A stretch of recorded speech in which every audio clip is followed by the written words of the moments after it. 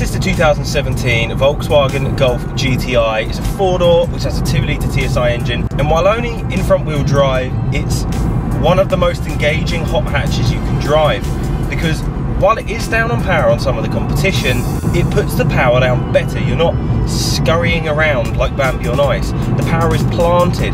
As a result, you have a very confident driving feeling. But let's talk about this exact car. This one is just over £33,000 on the road, including things like dynamic headlights, which will adapt to make sure that you're not blinding other drivers.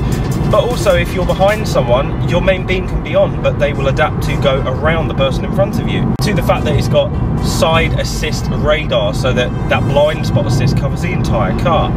It also comes with Vienna leather, and this specific one also has the reversing camera, which I may add is one of the clearest I've ever seen. Fuel economy test, but a bit longer. Instead of an hour here and an hour there, it's 2.5 hours here and 2.5 hours there. Actually testing what this hot hatch can get in the real world. Is this a proper daily hot hatch, or is this a hot hatch which is reserved to the weekends because of the poor fuel economy? Let's find out.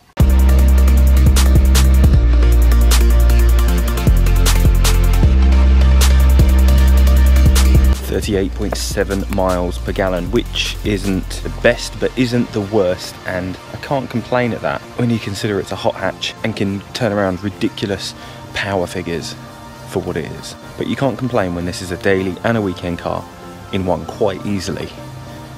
But I think I can get better than that. But starting with the inside, it's a typical Volkswagen build quality. It's very well built, it's very versatile, you know where everything is, but there is quite a lot of plastic, not in a bad way. The plastic is there to keep the cost down. You're paying extra for these seats. The TFT display is a brilliant no-cost option on a GTI, which can be adapted to whatever you want. Put that with this amazing new navigation system, which has Apple CarPlay involved. It's just brilliant. Rear passenger legroom is, as you would expect, pretty good for a Golf. They've always been a good, smaller family hatch, and in the GTI this has been no exception. It's very easy to fit people in the back. Where I do feel that the Golf has let me down ever so slightly is with the boot, because it's not extensive. Competitors do have bigger boots. While this does have a varying height so that you can ensure that you can get some stuff underneath, it's not incredibly big as boots go. As a result, I almost struggled to get my amp in the back. It just made it, but the base had no chance of going in the boot, and as a result it has to go on the back seat. So for me, that's not ideal. Comfort and sound deadening wise, on a long run, this does really well though. The suspension isn't too firm, the seats are extraordinarily comfortable, and with a heated seat option, well, you're kind of in heaven. The airport run test, basically fuel economy and luggage. A bit like a gig test, but just slightly different. Where the normal economy test on this was quite harsh, because while it was a long distance, there was heavy traffic. When you do an airport run, it's either in the morning really early, or it's in the afternoon roughly when there isn't traffic. So really you're going to get optimum fuel economy. So put that together with the fact that you've got your luggage, a tiny bit of weight, and I think you're going to be very surprised what this Golf can achieve, because prior experience is already surprising me.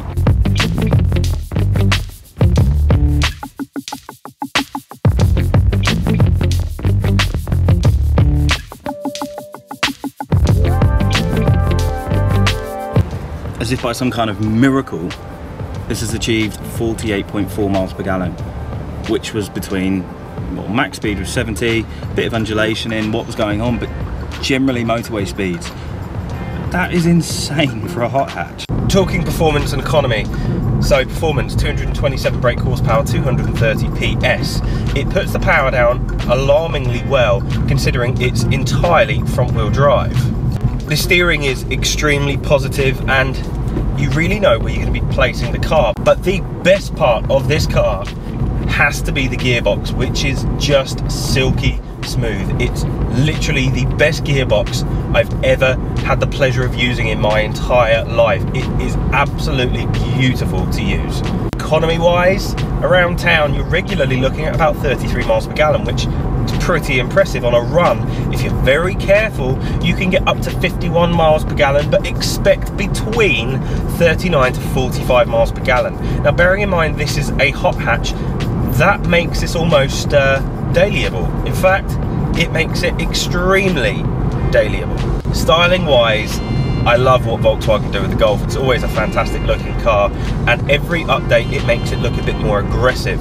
The adaptive lights have a different look, and as a result it almost has a robotic look on the front, which I really like.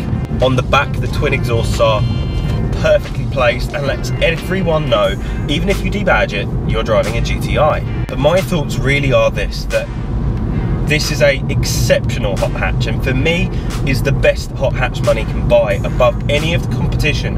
While it may have its faults in that the boot isn't big enough, it's not ravenous constantly on the road. It's a controllable hot hatch which has ample space for you and your passengers. It has great safety with 5-star NCAP rating.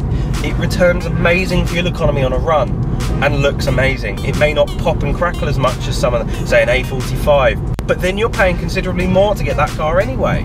Of its class, I prefer how this drives, how this feels, the confidence you get when you drive this, and the fact that this isn't a massively show-off vehicle. It is just a really well-built, reliable vehicle. Volkswagen created the ultimate hot hatch with the Mark 1 Golf GTI, and it hasn't really changed. It may not be the most powerful hot hatch on the road, but I feel it's the most engaging and the most enjoyable one I've ever driven.